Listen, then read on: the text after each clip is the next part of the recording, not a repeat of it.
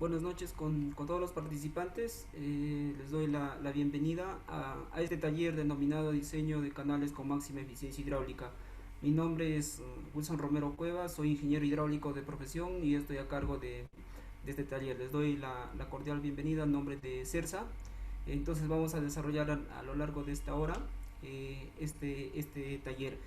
Las consultas, por favor, les voy a pedir que se hagan al final para poder absorber sus consultas, ¿no? Entonces vamos a iniciar con esta parte de diseño de canales con lo que son máxima eficiencia hidráulica. Entonces, nosotros cuando se quiere conducir el agua, ¿sí? de un punto A un punto B, no nosotros queremos llevar a través de una, de un canal, ¿sí? A través de una sección abierta. Lo que vamos a tener ahí dificultades, hay dos pérdidas de cantidad de agua o de volumen de agua, ¿no? Que una de ellas se puede controlar, la otra no. No, las pérdidas de carga, las pérdidas de cantidad de agua son aquellas, una por infiltración en el terreno. Esa se puede controlar nosotros revistiendo el terreno, ¿no? Se puede hacer un revestimiento con geomembrana, con asfalto, con concreto, ¿no? Y se tiene diferentes materiales para hacer el revestimiento de los canales. El otro es por evaporación del agua, ¿no? Que depende mucho de la presión atmosférica, de la temperatura, ¿no? De la velocidad del viento. Son factores que nosotros no podemos controlar, ¿no? Esa pérdida siempre va a existir. Pero la que es por revestimiento, sí lo podemos nosotros minimizar. Vamos a ver algunos datos que les voy a mostrar a continuación. Estas pérdidas se pueden minimizar, ¿no? Que sean menores. Vamos a continuar entonces con esta parte, ¿no? Ahora, ¿por qué es importante el revestimiento de los canales, ¿no? Por las pérdidas efectivamente que se dan en estas estructuras, ¿no?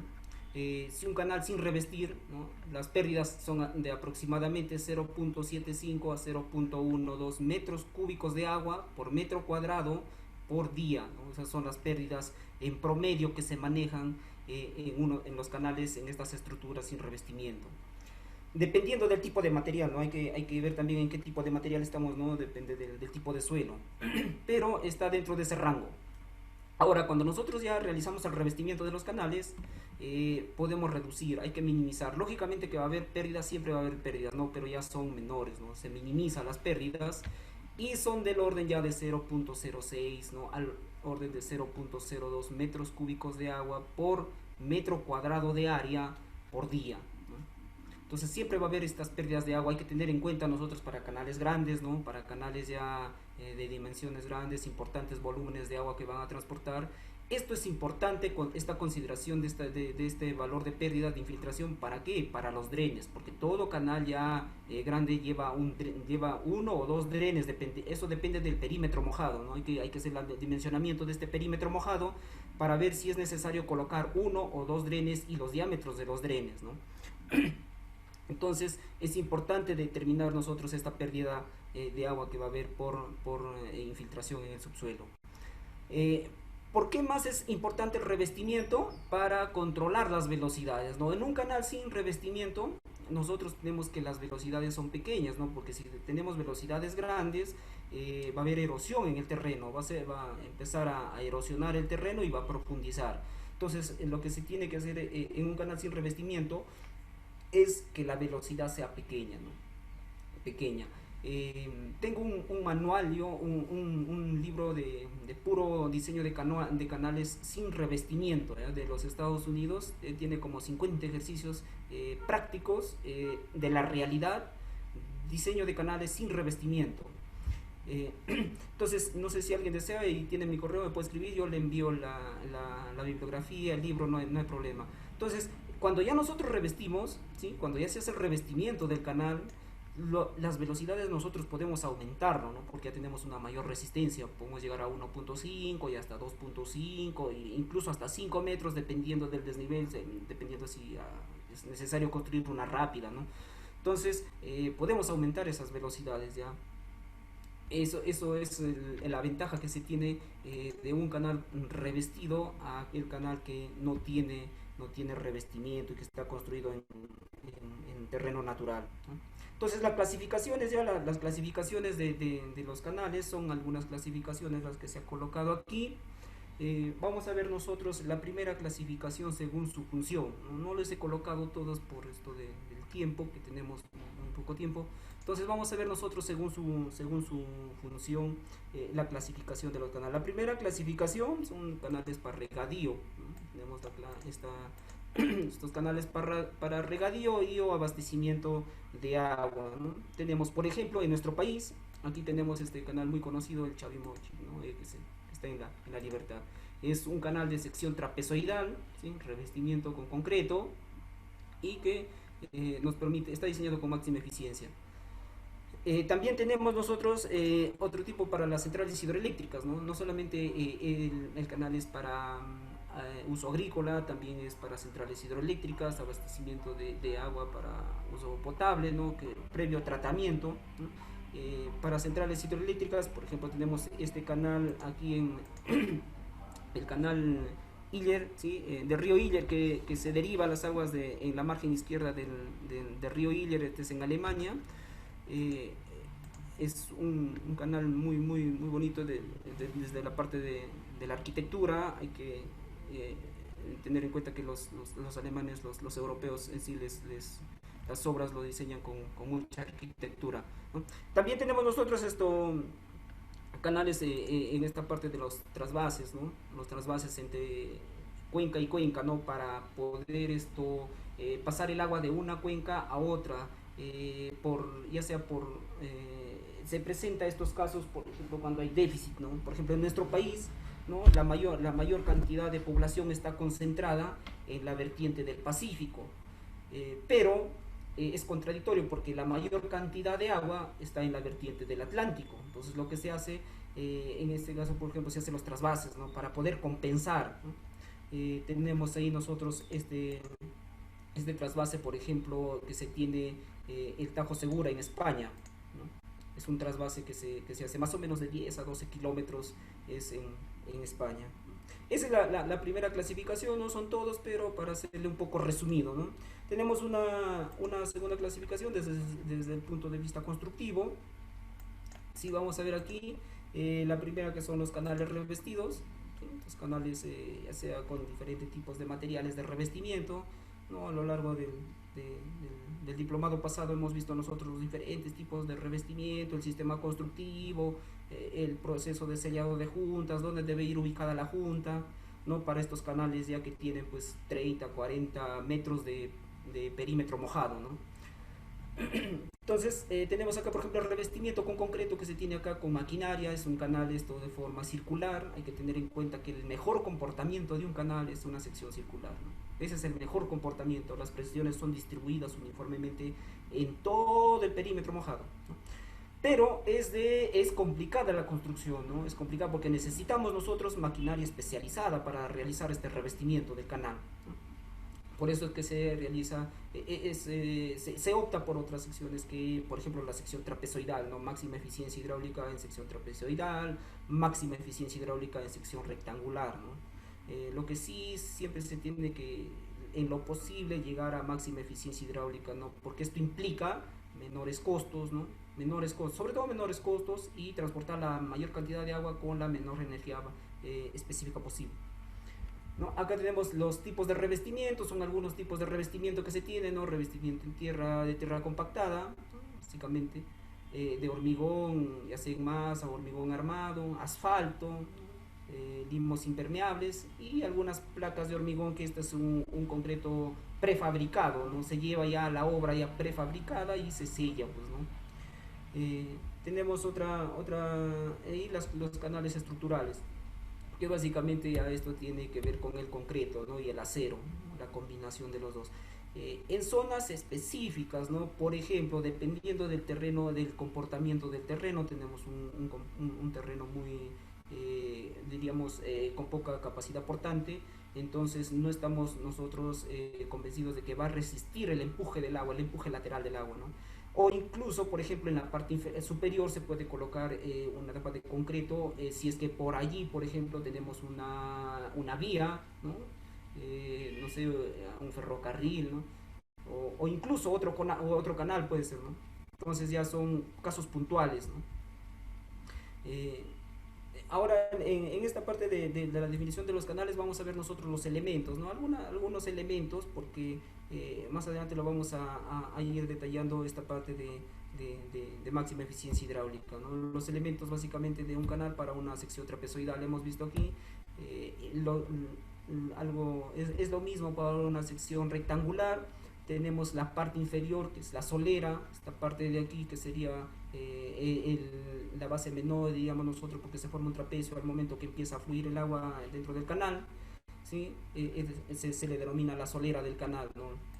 Tenemos aquí los taludes o cajeros, ¿no? Taludes para nosotros, bueno, cajeros es para los españoles, ¿no? Por la maestría que lleve taludes o cajeros.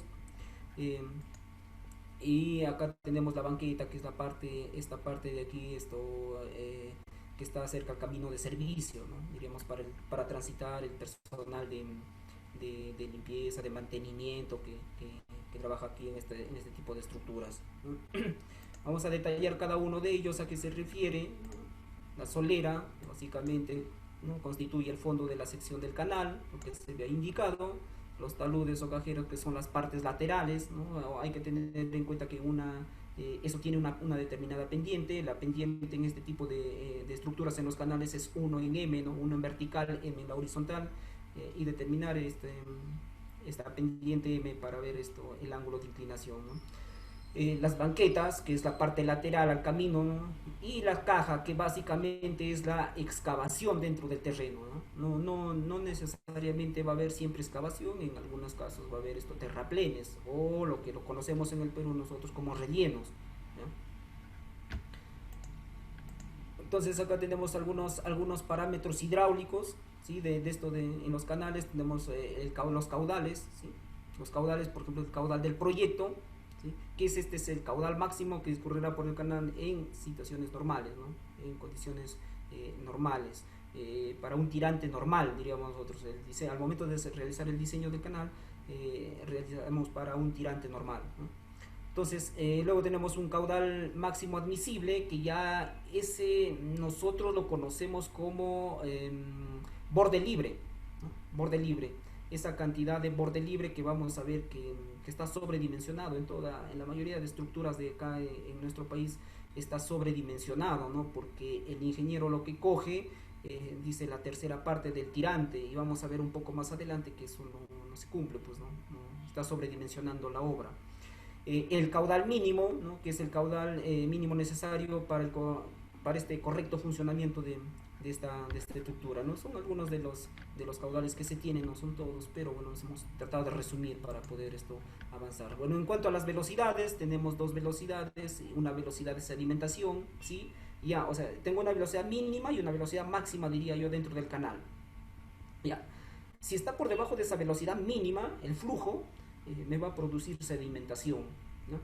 Por lo general es 0.6 se maneja ese valor de velocidad del flujo, o sea, del agua dentro del canal, ¿no? Si está por debajo de eso, ya dependiendo del caudal también me va a producir, corro el riesgo de que exista sedimentación, ¿no? De que que se presente este problema. Aquí, por ejemplo, en la parte inferior izquierda podemos ver nosotros es la sedimentación, ¿no? Esta es una evaluación que estábamos haciendo en España para un canal, ¿ya? Entonces, pero ¿qué pasa en lo contrario? Si yo le doy mayor velocidad, ¿no? Eso quiere decir que incremento la pendiente. Entonces, cuando la velocidad es máxima, yo corro el riesgo de erosión, ¿no? Corro el riesgo de esta imagen, por ejemplo, de acá de la derecha, una fotografía, acá hay velocidades mucho más mayores, ¿no? Cuando la pendiente, diríamos, es crítica, por ejemplo, ¿no? Acá es súper crítica, ¿no? Entonces corro el riesgo yo de erosión.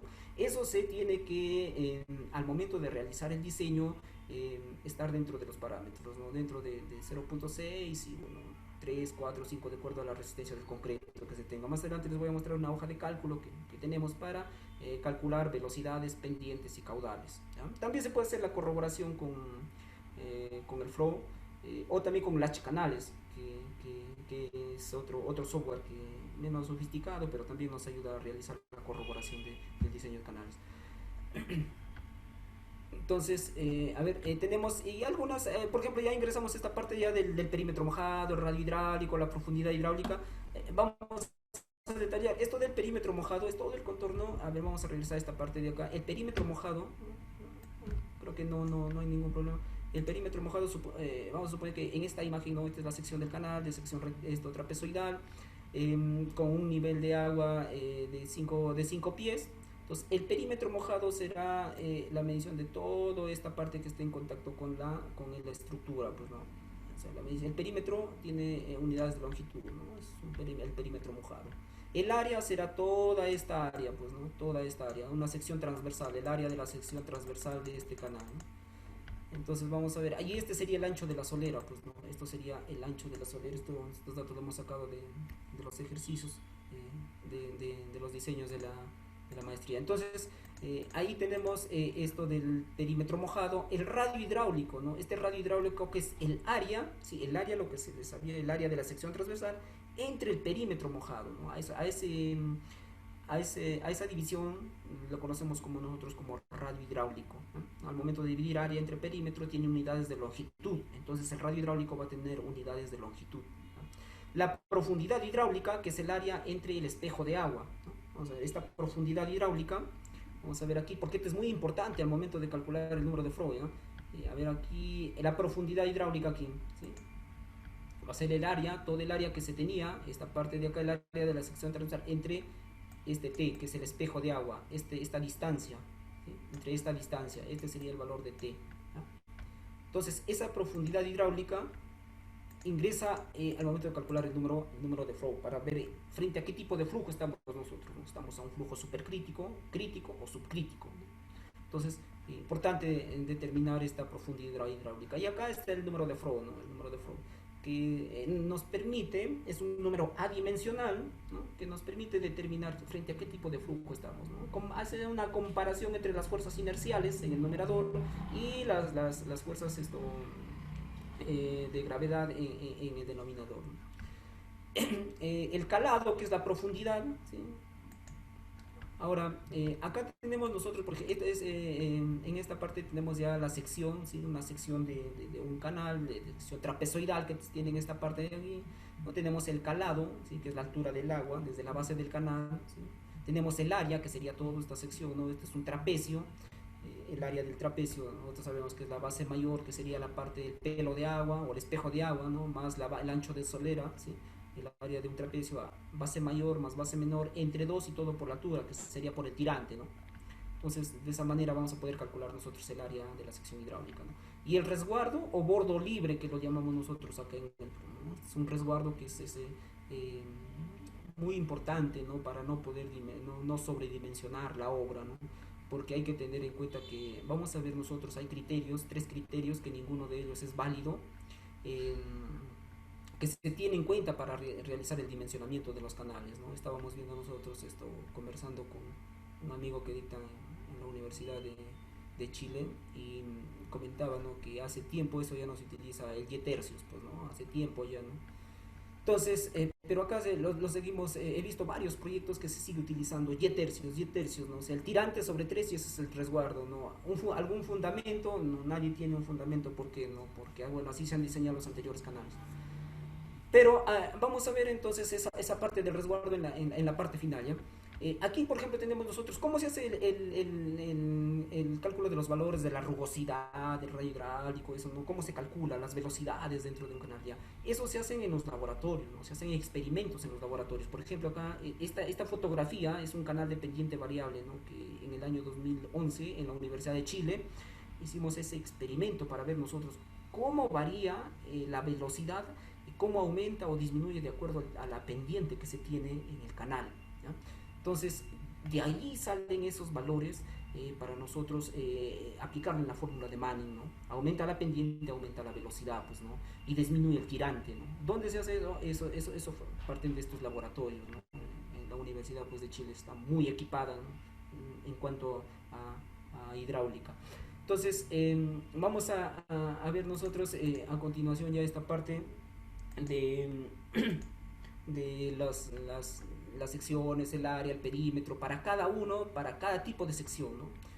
Básicamente acá están los más comunes, pues, ¿no? Aquí está la sección rectangular, ¿sí? Sección rectangular, la sección trapezoidal, la sección triangular, ¿no? Para cunetas, que es recomendable solamente hasta 1 metro cúbico, ¿no? Ya luego tengo que cambiar de sección.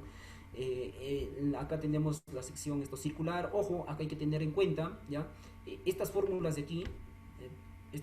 aquí, las que están aquí para sección circular, no cumple para todo, ¿no? Hay que tener en cuenta eso. Lo he sacado. En el diplomado anterior se demostró que no cumple para todo. Estas fórmulas que están aquí solamente cumplen para cuando el nivel del agua está por sobre el diámetro. ¿Ya? Por sobre el diámetro. Cuando está por debajo del diámetro, estas ecuaciones ya no cumplen, ¿ya? Son otras ecuaciones. Hay que tener en cuenta eso. Y esta sección parabólica, pues, ¿no? Entonces vamos a pasar a explicar cada una de estas secciones. Por ejemplo, el área hidráulica para esta sección rectangular es base por altura, pues, ¿no? La base por la altura, o sea, B, que sería el tirante, la solera, el ancho de la solera, B, y Y, que sería el tirante, pues, ¿no? La multiplicación de los dos encuentro el área hidráulica, ¿no? Solamente hasta el nivel del agua, hay que tener en cuenta eso, ¿ya? El perímetro mojado, el perímetro será pues 2 veces el tirante, ¿no? Acá y acá Y, 2 veces el tirante más la base, ¿no? Es todo lo que está en contacto, el agua, la parte que está en contacto del agua con la estructura. Sería B más 2 veces Y, ¿no? Y el radio hidráulico, que es la división, ¿no? Entre el área, ¿sí? Esta área que está en el numerador, y el perímetro mojado que está allí en el denominador, ¿no?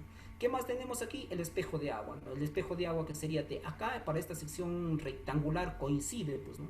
Coincide el T con el B, o sea, es lo mismo. Entonces, aquí coincide, ¿no? No pasa lo mismo para una sección trapezoidal, ¿ya? Ahí cambian las ecuaciones. A ver. Para una sección trapezoidal, ¿ya? El área hidráulica va a ser el B, o sea, el ancho de la solera, más Z por Y. ¿Qué es Z? Z es la pendiente. Pues ojo que esta pendiente, acá este talud tiene una pendiente de 1 en Z, ¿no? Vamos a colocarle acá, creo que no se ve. La pendiente es 1 en Z. Entonces, este Z ingresa a tallar en esta fórmula, ¿ya?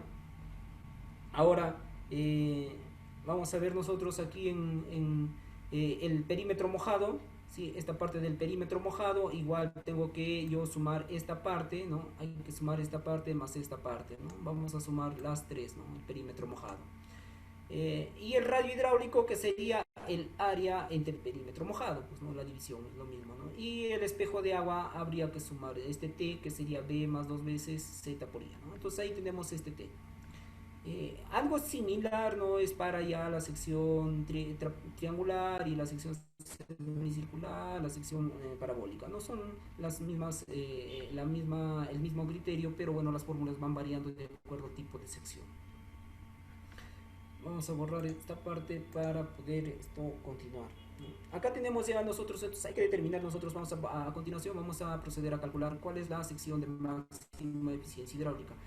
¿A qué se refiere con máxima eficiencia hidráulica? Que yo voy a transportar un volumen determinado de agua, ¿ya? Con la menor energía específica, ¿sí? La menor energía específica posible, y con el menor costo, ¿no? ¿Qué significa menor costo?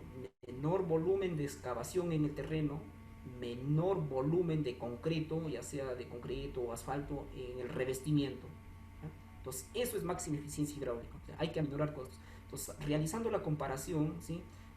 Vamos a determinar que para una sección trapezoidal, el ángulo, ¿sí? El ángulo que me permite esa máxima eficiencia hidráulica vale 30 grados, ¿no? Lo vamos a determinar, ¿no? Y eso ya está en los libros, pero vamos a ver cómo es lo que se calcula, ¿no? Entonces aquí tenemos nosotros, vamos a partir nosotros de un triángulo, ¿no? Todo el diseño vamos a partir de un triángulo, ¿no? Vamos a tener un triángulo con un ángulo beta, y que me va a tener en la vertical 1 y en la horizontal M, ¿no? Así se determina la pendiente, ¿no? O sea, la pendiente de esta línea, ¿sí? O sea, de acá de la hipotenusa diríamos que es 1 en M, ¿no? Esa es la pendiente, ¿no? Cuando yo quiero determinar, la pendiente es 1 en M, ¿sí? Esa es la pendiente. Ahora, pero esta es la pendiente transversal, pues, ¿no? Porque el canal tiene una pendiente longitudinal. Entonces, esta pendiente de esta línea es 1 en M. ¿Sí? Entonces, la hipotenusa, ¿cuánto valdría esto? Por Pitágoras, ¿no? Sencillo, pues, ¿vale? 1 al cuadrado más M al cuadrado raíz cuadrada, ¿no? De esa manera yo puedo calcular esta pendiente, ¿no? Entonces voy a, con esta pendiente, ¿sí? Con este grado de inclinación que yo no sé todavía, ¿sí? No conozco todavía, entonces voy a determinar este ángulo, pues voy a determinar cuál es el ángulo que me va a permitir a mí dimensionar mi canal, ¿sí? Para llevar una cantidad de agua con el menor costo posible, con la menor energía específica que se puede, ¿no? Entonces, vamos a ver nosotros. Acá tenemos el ancho de solera, que sería B, ¿no? El ancho de solera ya del canal, esta sería la caja del canal. Tenemos arriba T, ¿sí? Que es el espejo de agua. Este sería ya el espejo del agua. En esta parte tenemos Y, este ángulo teta, ¿sí? Este ángulo teta que queremos determinar nosotros, ¿no? Hay que encontrar cuánto vale este ángulo teta, ¿no? Para que nuestro canal esté diseñado con máxima eficiencia hidráulica. Y Y, ¿no? Que sería el tirante en esa parte, es el tirante Y. Aquí tenemos, bueno, la tangente de teta, no sé si es que se entiende esta parte. Vamos a calcular la tangente de este ángulo teta, ¿no? De este ángulo teta. Entonces vamos a ver cómo la tangente de teta vale m, ¿no? Este m es la tangente de este ángulo teta. Pero vamos a determinarlo, ¿eh? Para no tener dificultad con ustedes. Entonces yo voy a calcular aquí, ¿sí? Este ángulo vale teta, ¿no? Sí, este ángulo vale teta, ¿no? No sé si me dejo entender. ¿Sí? Es algo lógico, ¿no? Porque estos son por alternos internos, este ángulo vale teta, ¿no? Porque esta línea de aquí, ¿sí? Esta línea de aquí, esta hipotenusa es esta línea, pues, ¿no? Es esta línea, ¿no? Recordemos nosotros, por alternos internos, este ángulo vale teta, ¿no? Ese ángulo vale teta. Y vamos, esta parte de aquí vale Y, pues, ¿no? El tirante, aquí tenemos nosotros Y, el tirante Y, ¿no? Entonces, ¿qué nos piden a nosotros determinar? Hay que calcular nosotros ese, esta distancia de aquí, pues, ¿no? Esta distancia de aquí. Entonces vamos a calcular y vamos a poner nosotros un H, ¿no? O un X, ¿no? Para poder determinar un X. Entonces, vamos a borrar, yo diría aquí, para este caso, ¿sí? Vamos a calcular nosotros, para este caso, la tangente de teta, ¿sí? La tangente de teta, la tangente de este ángulo teta, nosotros sabemos la tangente la tangente de este ángulo es cateto opuesto sobre cateto adyacente, ¿no? En todo caso acá sería X, ¿no? X sobre Y, ¿no? X, de acá no, tangente de teta sería X sobre Y. Entonces el X, lo que quiero encontrar yo es el X, pues, ¿no? Este valor de aquí. Entonces despejo y Y pasa a multiplicarlo. Entonces ya va a ser esto Y tangente de teta, ¿no? Entonces este valor de X es igual a Y tangente de teta. Que ese valor va a estar en esta parte de aquí. Pero acá no es Y, sino que es M, ¿no? Entonces va a ser M, la tangente de teta, este ángulo va a ser M. Este valor de aquí va a ser M tangente, tangente de teta, ¿no? M tangente de teta.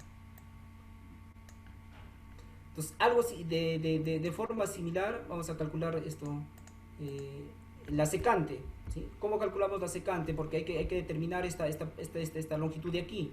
Entonces, la secante de teta igual, la secante de teta, lo vamos a calcular de la misma manera, ¿no? Vamos a calcular con el mismo triángulo, donde acá es teta, y este ángulo va a ser teta, y este es T, y este lo podemos llamar un valor P, pues, un valor P. Entonces yo digo la secante de teta,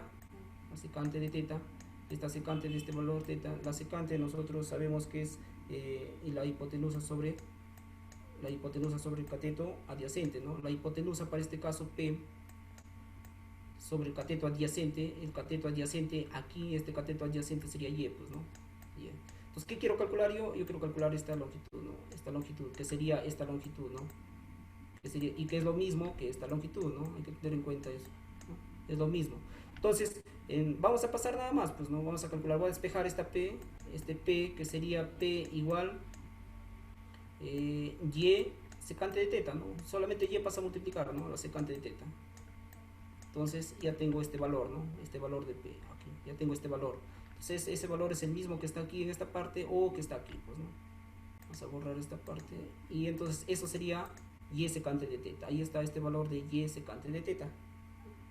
Y secante de teta.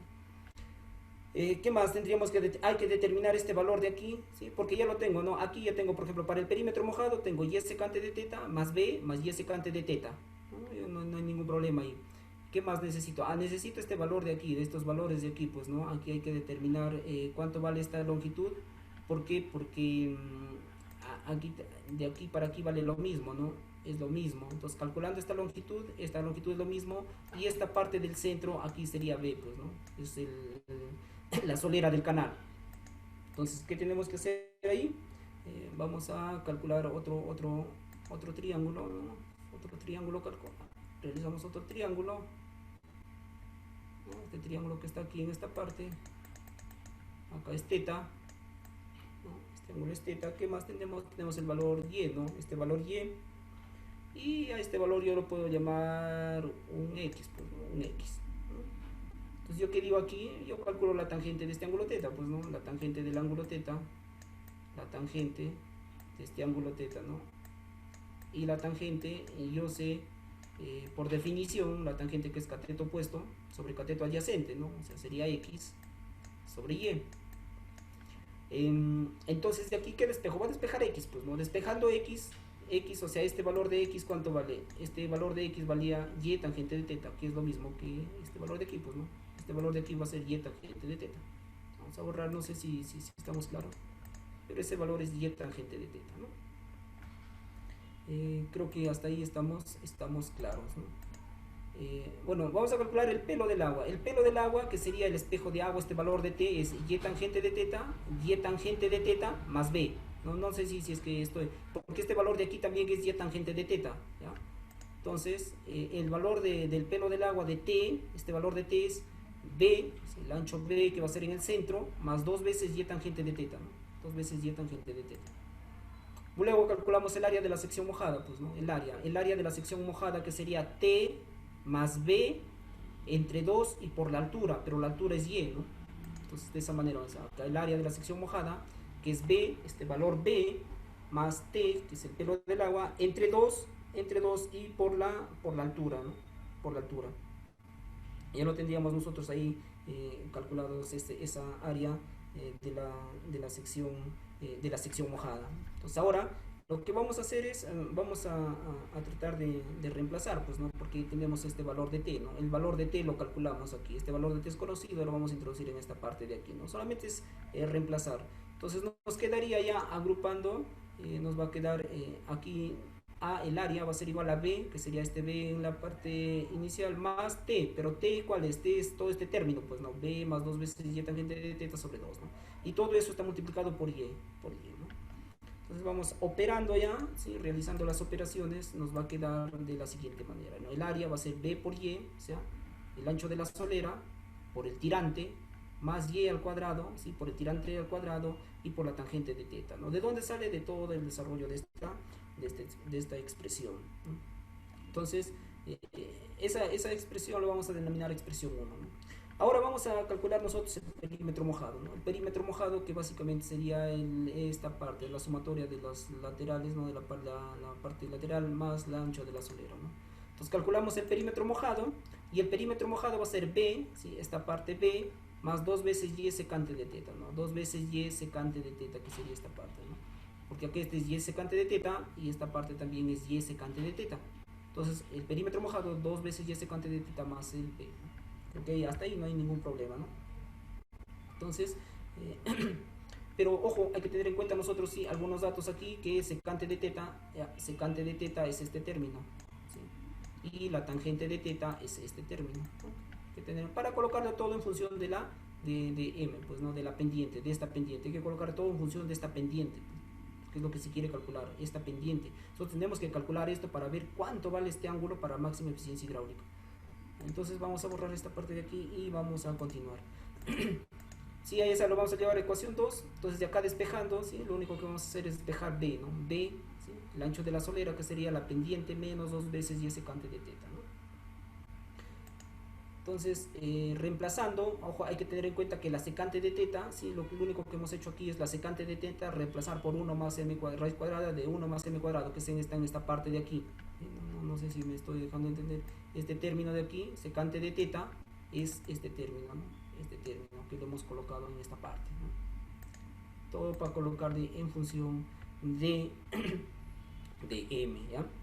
Entonces, tendríamos ya esa una ecuación, lo vamos a denominar ecuación A, ¿no? Ahora, ¿qué vamos a reemplazar? Vamos a reemplazar esta ecuación A en 1, ¿sí?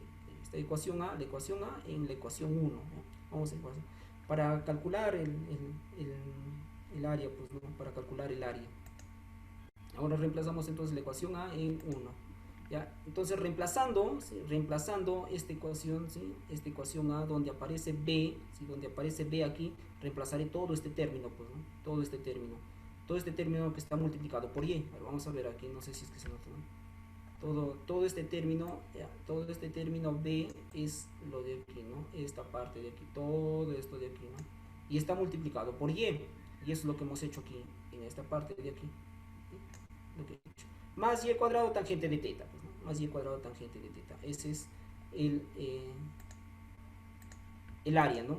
El área. Lo único que estamos haciendo es reemplazar, ¿no? Bueno, ya realizando la operación, agrupando términos y todo eso, nos queda esta parte de aquí. Ojo, hay que tener en cuenta que tangente de teta es m, pues, ¿no? Tangente de teta vale m, ¿no?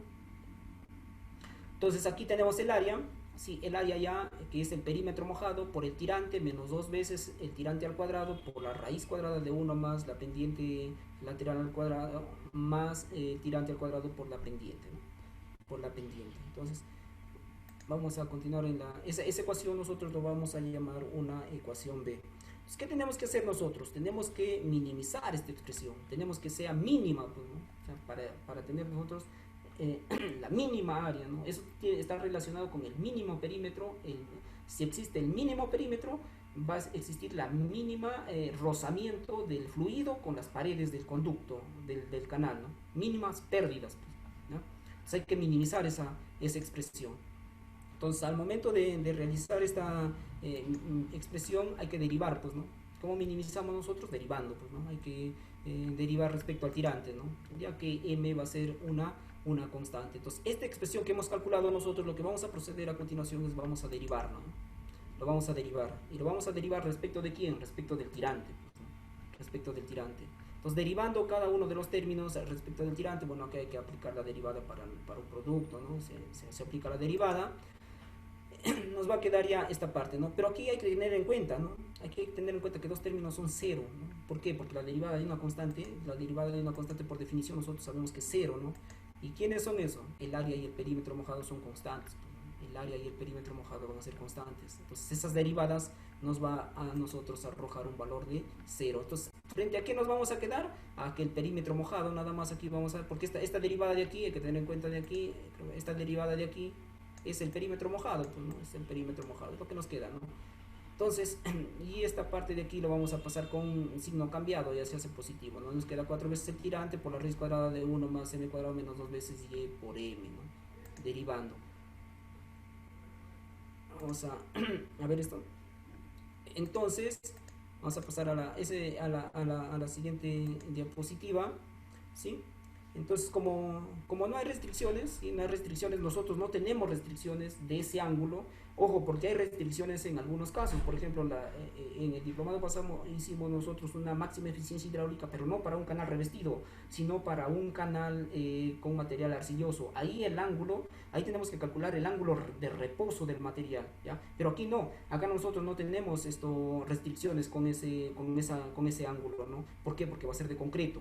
¿Ya? Entonces, cuando no hay restricciones, ¿sí? Como no hay, ¿ya? Nosotros vamos a derivar ahora el mínimo perímetro con respecto a esta pendiente, manteniendo este ángulo teta constante, pues, ¿no? Porque no tenemos restricciones de ángulo nosotros, ¿ya? No se tiene.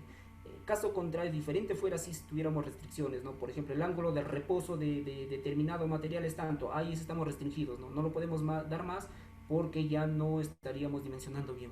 Entonces vamos ahora nosotros a derivar este perímetro mojado, ¿sí? Este perímetro que lo hemos calculado anteriormente, lo vamos a derivar entonces con respecto a la pendiente, pues, ¿no? Entonces derivando, ¿sí? Derivando ya a cada término, pues ojo, hay que aplicar la derivada a cada término, ¿sí?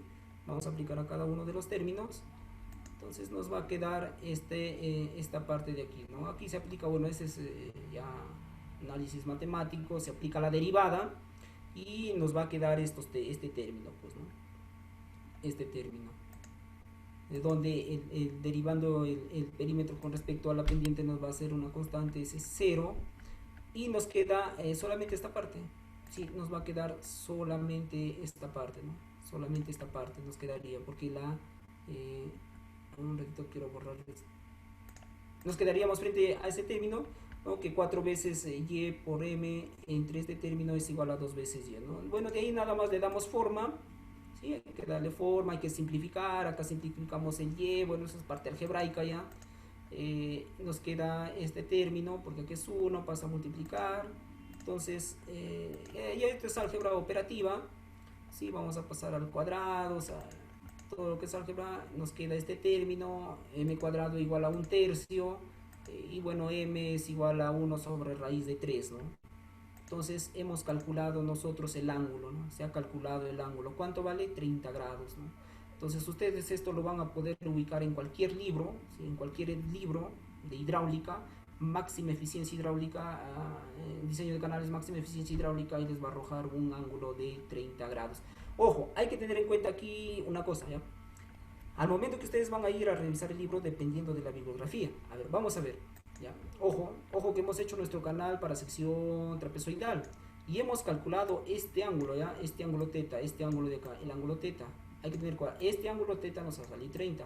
Porque hay algunos libros que dicen 60 grados. Pero tienes que tener en cuenta que el libro te habla de este ángulo, ¿ya? 60 grados. Hay que tener en cuenta eso, ¿ya? Nosotros hemos calculado este ángulo teta, ¿ya? Eso lo pueden revisar en cualquier libro de hidráulica para diseño de canales, ¿no? Tiene, ahí vende Chao, que creo que es el libro que más se utiliza para este tipo de estructuras, ¿no? Entonces, ya se ha calculado, se conoce, ya es conocido, ya con esto se puede diseñar, pues, ¿no? Ya se puede diseñar. Vamos a hacer un diseño, ojalá que nos dé el tiempo. A ver, entonces encontrado ahí el ángulo, vamos a tener algunos datos, ¿no? Vamos a tener, por ejemplo, aquí los datos, ¿no? Caudal de diseño, me van a decir que yo quiero transportar 2.436 metros cúbicos por segundo, ¿no? Es el caudal que yo quiero transportar, ¿no? Puedes poner que del estudio hidrológico se ha hecho todos los estudios, y me sale que un caudal de diseño del canal, ¿no? Comparando ya la cédula de cultivo con el caudal de la fuente, me sale que el caudal va a ser 2.436 metros cúbicos por segundo. Es lo que yo quiero transportar por ese canal, por el canal que voy a diseñar, ¿no? Me dicen que va a ser revestido y pulido, y me dan el coeficiente de la rugosidad de Manning, que es 0.012, ¿no? Es un dato también que esto sale de las tablas dependiendo del tipo de material que yo voy a utilizar. Y la pendiente con la que yo lo voy a llevar 1 en 1000, ¿no? Hay que tener en cuenta nosotros que las pendientes de los canales varían de 1 en 1000 a 1 en 10.000, ¿no? Esa es la pendiente de un canal. En algunas excepciones pues habrá unas rápidas caídas, ¿no? Se tiene que diseñar este tipo de obras de arte, ¿no? Para esto, pero ahí, bueno, ahí varía, pues, ¿no? Y ahí sí, incluso la resistencia del concreto. Entonces lo que vamos a hacer nosotros, esto vamos a reemplazar en la fórmula de Manning, pues, ¿no? Se tiene la fórmula de Manning, y en la fórmula de Manning vamos a reemplazar para poder calcular esto, este Y, el tirante, pues, ¿no? El tirante, ¿no? Entonces yo tengo ahí una hoja de cálculo que ya acá se ha calculado, ¿no? Y nos salen los valores, pues, ¿no? El tirante vale 0.949, el ancho de la solera 1.96, el área hidráulica 1.559 y así, ¿no? Todo. ¿Cómo se ha calculado esto? Lo podemos calcular en el H canales o también en una hoja Excel. Por ejemplo, vamos a ingresar esos datos. Yo tengo aquí una hoja Excel, les voy a compartir. A ver, vamos a compartir esta parte de una hojita Excel que tengo aquí, ¿no? Para poder reemplazar los datos y que nos calcule, pues, ¿no? Entonces,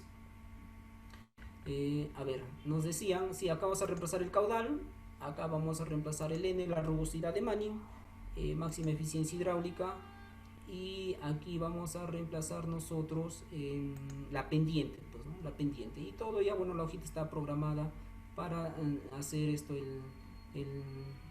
el diseño, las dimensiones, ¿no? De cuánto va a valer el ancho de la solera, que sería en esta parte de aquí el ancho de la solera, cuánto va a valer el tirante, la altura del canal, este T, ese T. Entonces, les voy a ver, vamos a ver nosotros esta parte quiero sacar el valor de teta, el ángulo que sería 0,5236. Entonces vamos a reemplazar aquí. Si vamos a reemplazar este teta que sería 0,5236, ¿no? Pues, para máxima eficiencia hidráulica el ángulo teta en radianes, ¿no? Ahora, el caudal nos decían a nosotros, a ver, en el ejercicio nos decía que el caudal valía, vamos a ver, el caudal es 2.436, ¿no? 2.436. Eso lo reemplazamos aquí. Sí, vamos a reemplazar en esta parte 2.436, ¿no? N, que era 0.012, creo, ¿no? Y la pendiente, que me decían que era 1 en 1000, ¿no? Que hay que ingresar la pendiente en metro por metro, que sería 0.001, ¿no? Y ya está automáticamente calculado todo, ¿no? Nos dan todas las dimensiones del canal. Acá tengo, por ejemplo, el ancho de la solera, que sería 1.09, ¿sí? Este tirante, el tirante normal del agua, que va a ser 0.94 centímetros. Aquí va a tener un espejo de agua de 2.17 centímetros. El ancho total de esto va a ser 2.53 centímetros. Pues, ¿no? Y ahí veremos ya el espesor del canal, pues, ¿no? El espesor que se va a ver para calcular el volumen de concreto, ¿no? El problema que se tiene es en esto del bordo libre, ¿no? Vamos a ver esto, todavía tenemos tiempo para ver esa parte del bordo libre, ¿ya? Entonces vamos a continuar con la exposición. Vamos a ver, estuvimos aquí, ¿no? Entonces, ahí se ha calculado ya y se están todos estos datos que tenemos aquí, se ha calculado. Y un flujo subcrítico, ¿no? O sea, menor que 1, ¿no? Y ahí están las dimensiones, pues, ¿no? Estas son las dimensiones del canal que me salen del Excel, ¿no? Esas son las dimensiones que yo tengo del Excel. Ahí están las dimensiones del canal. Este resguardo, queríamos llegar a tocar esta partecita del resguardo. Entonces, o el bordo libre, ¿no? Resguardo. Vamos a dar una pequeña lectura a esta parte de un ingeniero que se dedica mucho a la investigación en nuestro país, ¿no? Que bueno, tuve la fortuna de que sea mi profesor en muchos cursos en la universidad, ¿no? Entonces, él nos dice que los resguardos están sobredimensionados y hace sus investigaciones y verdaderamente sí, pues, ¿no? Tiene incluso un artículo escrito sobre la filosofía del bordo libre, ¿no? Y el sobredimensionamiento de las obras en el Perú. Entonces, la estimación del resguardo es un aspecto que que debe de preocuparnos profundamente en estos tiempos donde la economía es muy importante y donde un excesivo resguardo, y como es de costumbre, influye de manera directa en el costo del proyecto. Por ello, reconociendo haber un análisis, hay que hacer un análisis minucioso. ¿Cómo? Tenemos que hacer nosotros aplicar la estadística hidráulica y aplicada a la hidrología, ¿no? Hay que calcular nosotros esos caudales, ¿no? Nos dice que, bueno, hay algunos, como mención nomás les voy a colocar aquí, ¿no? Sin embargo, eso es solo a modo de referencia. Las recetas de costumbre que aún muchos aplican por ignorancia son las que se citan a continuación, ¿no? Este es un artículo del ingeniero. Y nos dan las recetas que se utilizan para el diseño de este tipo de estructuras, ¿no? Respecto al tirante, por ejemplo, es el que más se utiliza, ¿no? He visto en muchos proyectos. Ese es el bordo libre y tercios, ¿no? Y tercios, o sea, sin ninguna justificación, no saben por qué, pero bueno, así se ha diseñado los canales anteriores y así se diseña, pues, ¿no? Otro criterio que tienen es respecto al caudal, ¿no? Si el caudal es menor a 0.5, ¿sí? Entonces el bordo libre es 0.3 metros, ¿no? Pero si el caudal es mayor a 0.5, el bordo libre va a ser 0.4 metros, ¿no?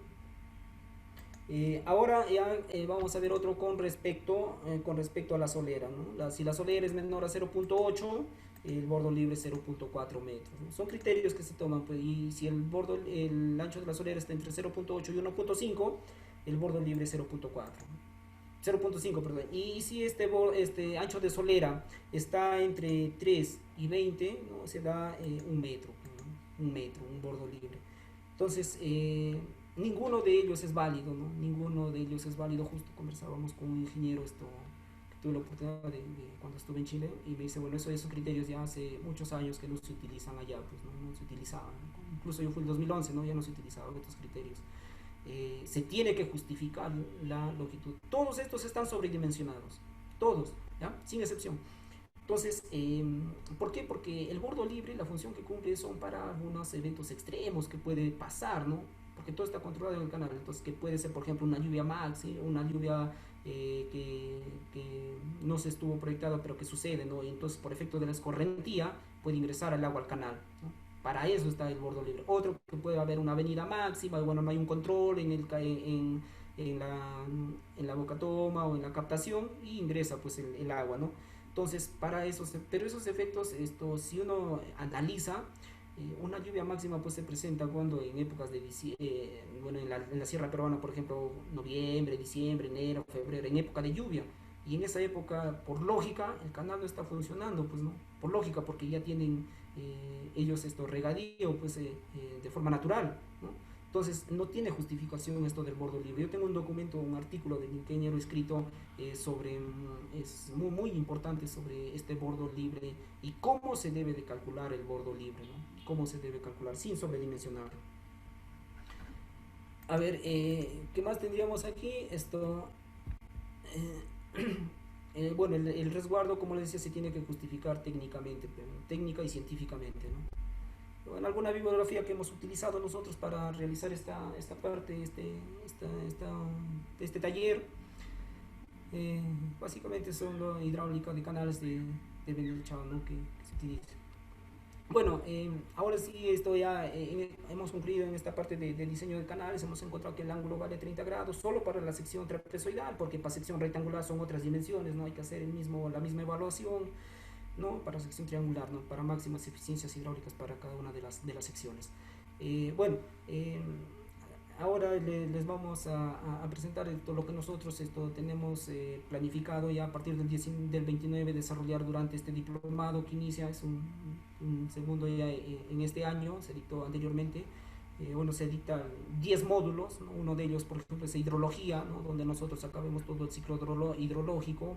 Vamos a ver lo que son los parámetros de la cuenca, ¿no? Transposición de información, completación de datos, precipitaciones máximas para hallar nuestro caudal de diseño. Vamos a hallar las curvas IDF, les vamos a ver, se va a explicar cómo es que se calcula, ¿no? Eh, También hay otro módulo que se llama Introducción al transporte por tuberías, donde vamos a ver nosotros las tensiones, ¿no? La pérdida de carga, tubería corta, tubería larga, las impulsiones, ¿no? Todos son aplicativos, ¿ya? Todos son lo de máxima eficiencia hidráulica, por ejemplo, les he sacado de las clases pasadas que se han hecho ejercicios, se han desarrollado, ¿no? Casos prácticos se han hecho, ¿no? En todos los módulos se hacen casos prácticos, ¿no? Tenemos otro módulo que se llama flujo en lámina libre, donde aquí vamos a ver nosotros ya las ecuaciones que vamos a aplicar en el diseño de canales, ¿no? Se estudia acá los tipos de flujo, ¿no? Un flujo permanente, un flujo no permanente, ¿no? Todo el comportamiento del agua en una conducción a superficie libre, ¿no? En diseño de canales, justamente vamos a ver todo esto, el tipo de revestimiento, las juntas de construcción, los elementos singulares, la fase de ejecución de la obra y todo eso, ¿no? Vamos a ver los tipos de canales, ya sea de revestimiento con concreto, con asfalto, con geomembrana, ¿no? Los canales más importantes que se tiene en nuestro planeta, ¿no? En hidráulica fluvial vamos a ver esta parte de aquí, por ejemplo, el comportamiento en la cuenca antoandina, el tipo de sección del río, la cuenca media, la cuenca baja, ¿no? Vamos a ver la balanza de ley para ver efecto del transporte de sedimentos que se da en los ríos, ¿no? Vamos a ver también, tenemos otro diseño de captaciones en esta parte de aquí, que tiene que ver con el abastecimiento de agua, un diseño de captaciones de ladera, de fondo, un barraje, ¿no? Diseños básicamente, ¿no? Diseño de rápidas, ¿sí? Acá vamos a ver nosotros no solamente de caídas verticales, rápidas, desarenadores, sino también se ha hecho el diseño, por ejemplo, de caída en gradas, ¿no? Un diseño completo. Bueno, hidráulica, este es el drenaje de carreteras, ¿no? Que ver, ya vamos a trabajar con la norma peruana, esta parte del drenaje de carreteras, diseño de alcantarillas, el diseño de drenaje urbano. Vamos a ver aquí en esta parte de aquí se ve lo que, por ejemplo, el efecto de la precipitación en las azoteas, cómo se calcula eso, los conductos que lo llevan al colector, ¿no? Los sumideros, los tipos de sumideros, eso, las pendientes que debe estar, en qué rango de pendiente le corresponde determinado sumidero, ¿no? Y el último, terminamos con el último módulo que son presas y embalses. En el ciclo pasado hicimos un diseño de una de las fuerzas que actúan sobre una presa, ¿no? Y vamos a ver aquí la tipología de presas, el proceso constructivo de las presas, ¿no? Ya sea con hormigón compactado o con hormigón vibrado, ¿no? Y las presas de tierra que se tienen, pues, o materiales sueltos, ¿no? Se va a desarrollar por qué es una presa de concreto, por qué es una presa de tierra, ¿no? Por qué, no de, por qué es una arcobóveda, por qué es una presa a gravedad, ¿no? Una presa contrafuertes, los elementos de auscultación que se tienen dentro de estas estructuras para hacer las mediciones, ¿no? se, se, se desarrolla toda esa parte de ahí. Entonces, eh, bueno, no sé si hay alguna pregunta, creo que todavía tenemos algunos minutos para desarrollar algunas preguntas que se tenga de ustedes. No sé si se tiene alguna consulta o algo que no haya quedado claro para poder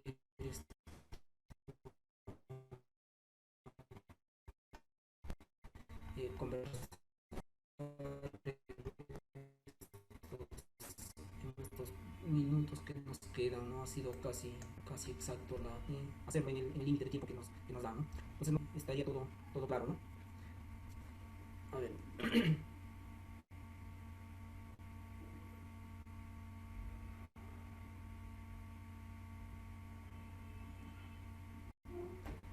Bueno, eh, eh, creo que no hay ninguna consulta. Bueno, lo dejaríamos ahí. En todo caso, bueno, los que están van a llevar el diplomado. Ya nos estaríamos reencontrando el día martes 29, ¿no? Con la primera sesión, lo que es hidrología. Bueno, de mi parte, muchísimas gracias. Buenas noches.